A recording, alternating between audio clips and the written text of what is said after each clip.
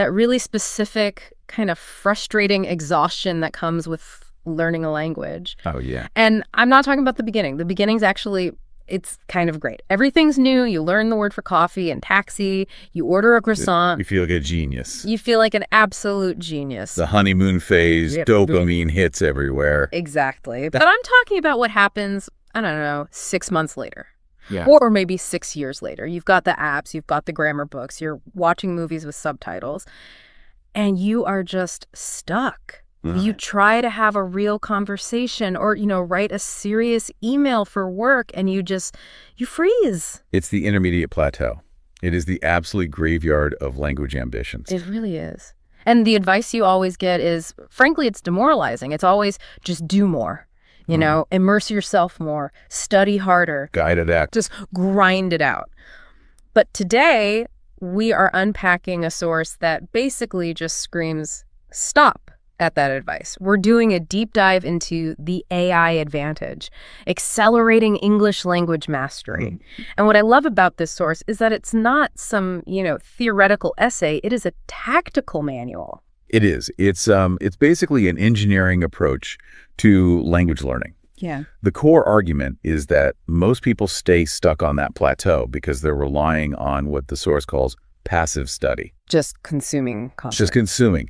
But to actually break through, you have to shift entirely to active feedback loops. Feedback loops. That sounds like something from software development, not a language class. Well, think about how traditional study works. Yeah. It's linear. It's static. You read a chapter in a textbook, you think you understand it. Right, you think you do. And you turn the page. But there's no mechanism that immediately pushes back and says, no, you misunderstood that. Try again. Sure, unless you have a teacher sitting right there with you. Right. But who has a private tutor 24/7? Almost nobody. So people practice alone.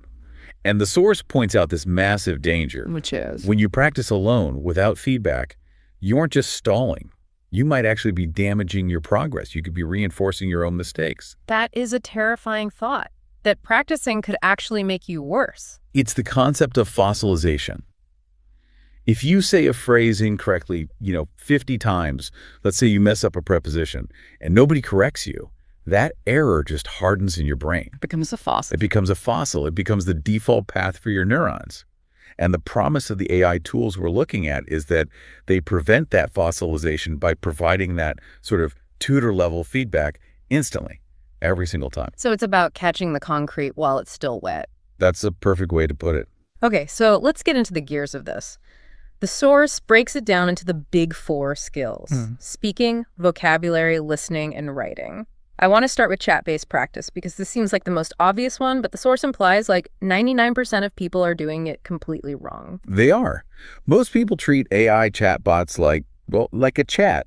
Hey, how are you? I am fine. It's casual. Low stakes. Just small talk. It's too polite. Yeah. And it's passive. The AI is designed to be helpful, so it will usually just ignore your mistakes as long as it gets your meaning. Which is what friends do, right? If I'm at a bar and I mess up a verb tense, my friend isn't going to stop the story to correct my grammar. No, that would be obnoxious. It would be so obnoxious. Exactly. It's a social contract. We prioritize flow over accuracy.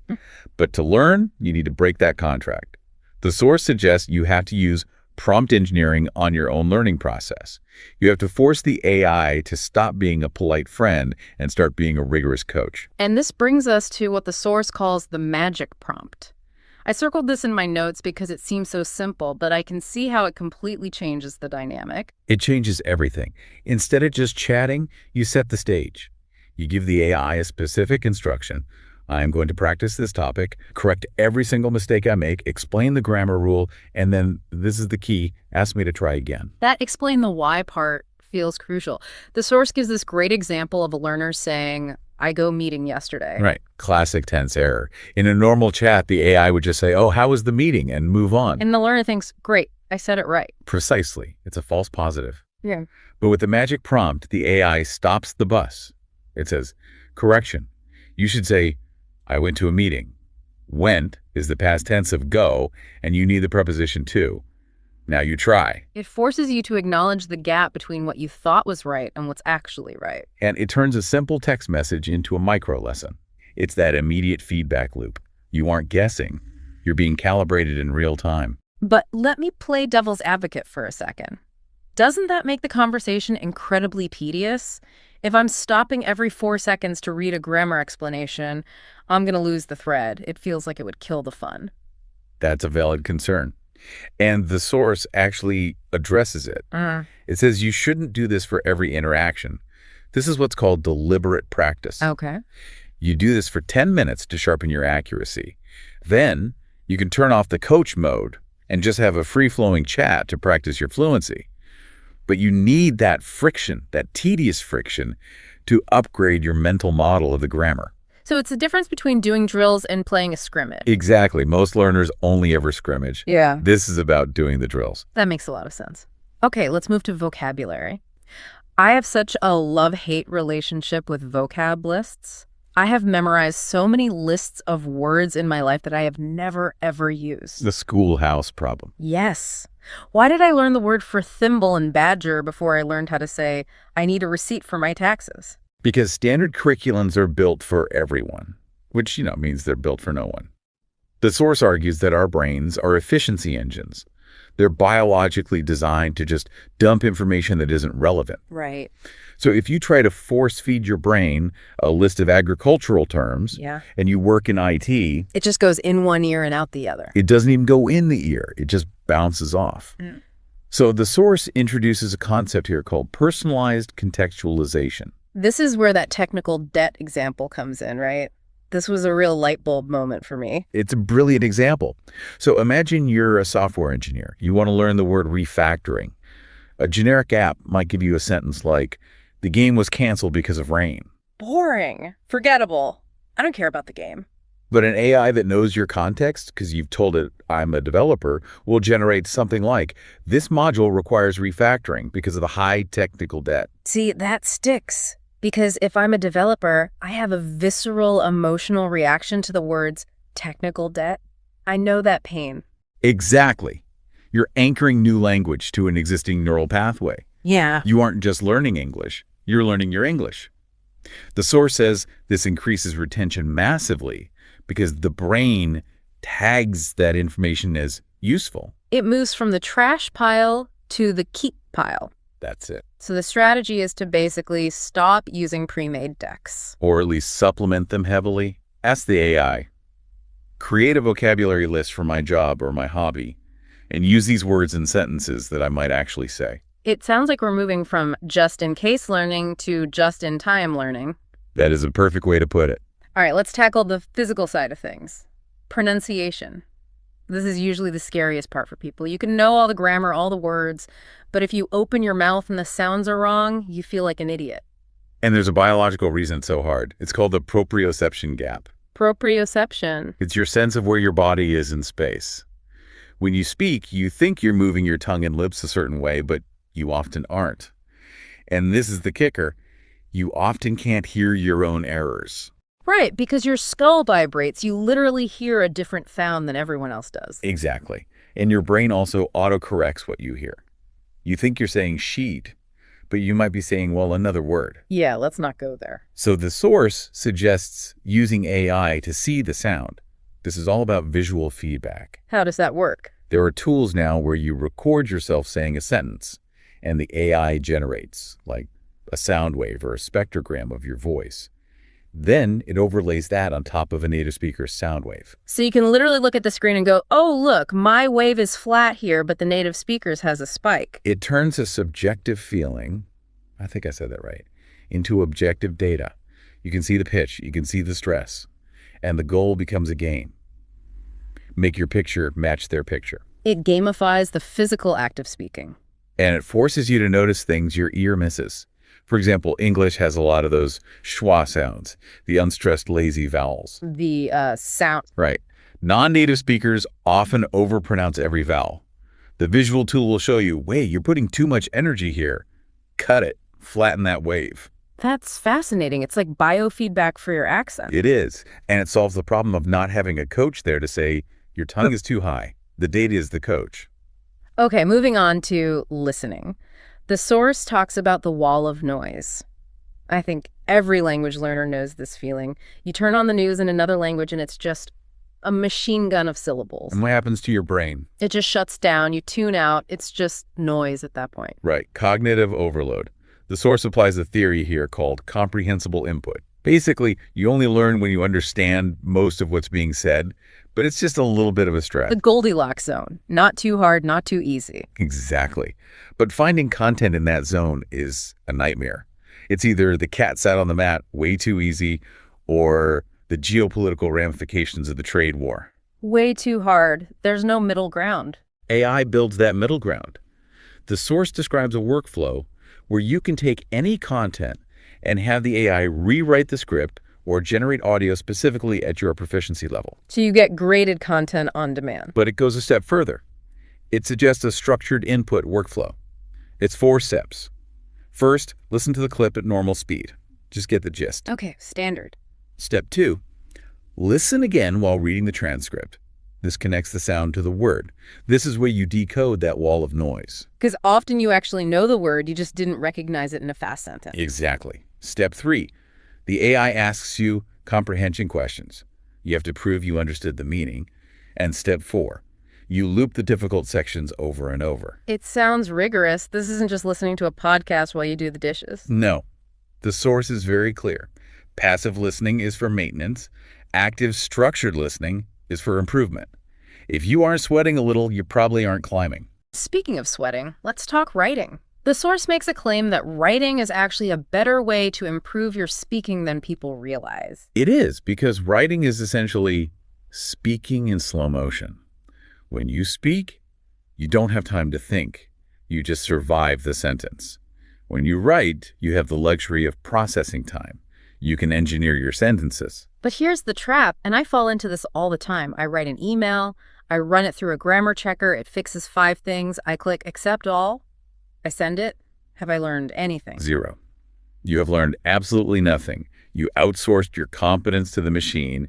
You fixed the email, but you didn't fix your brain. So what's the alternative? The source calls this the pro tip for memory. It's the rewrite method. And honestly, this is the hardest piece of advice in the whole deep dive, but it's probably the most effective. Lay it on us. You write your paragraph, you get the AI corrections, you study them, you understand why you were wrong, Yeah. you hide the original, you hide the corrections, and you rewrite the entire paragraph again from a blank page. From memory. From memory.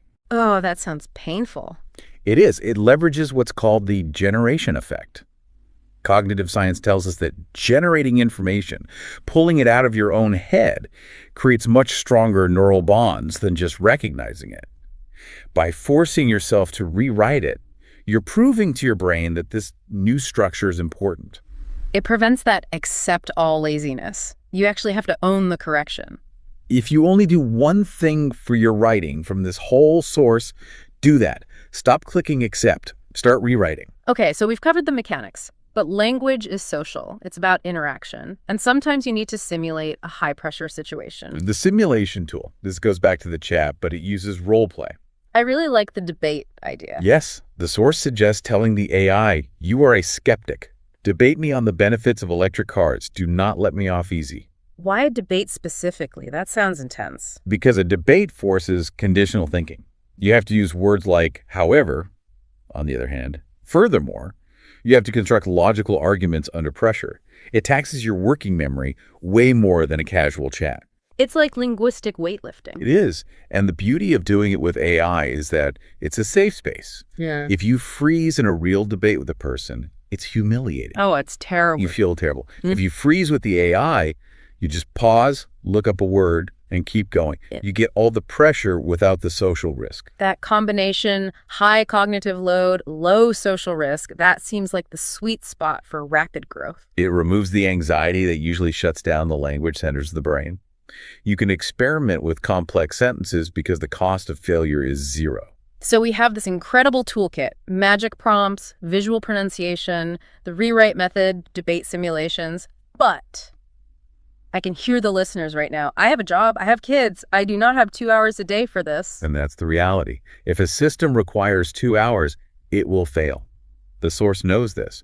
That's why it proposes the 20-minute daily system. Can you break that down? Because 20 minutes sounds suspicious. Can you really make progress in just 20 minutes? You can, if the intensity is high. Remember, this isn't passive, so here's the routine the source outlines.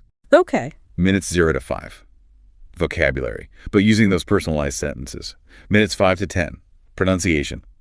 Pick one difficult sentence. Record, visualize, match, repeat. Just one. Just one. Minutes 10 to 15. Writing. Write one paragraph, get feedback, do the rewrite method, and minutes 15 to 20. Speaking.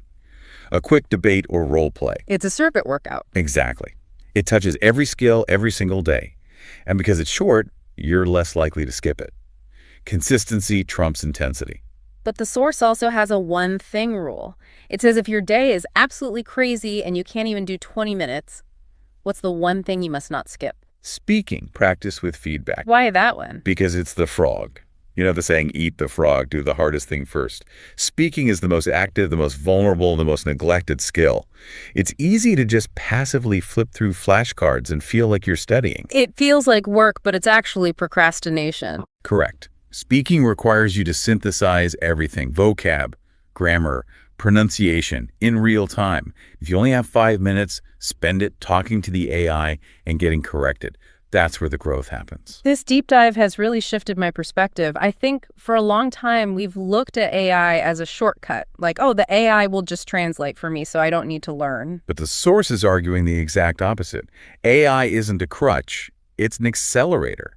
It lets you engage in deep practice without needing to hire a team of coaches. It democratizes the kind of rigorous training that used to be reserved for, I don't know, diplomats or spies. That's a great way to think about it. Before we wrap up, I want to leave everyone with the final thought from the source, which I found really liberating. It's about the rate of failure. Yes, this is the big mindset shift. In traditional education, mistakes are bad. Red ink is bad. But in this model, the metric for success is how many mistakes did you make and correct in the last 10 minutes? Rapid failure. If you're making mistakes, getting the feedback and fixing them immediately, you're learning. If you're sitting in silence because you want to be perfect, you're stagnant. So the person who fails the fastest Wins. The goal isn't perfection. The goal is rapid, corrected failure. That is a powerful place to end. Stop trying to be perfect. Go start a debate with a robot, make a complete mess of the grammar, get corrected, and then do it again tomorrow. Use the tools to fail better. Thanks for diving in with us. We'll see you next time.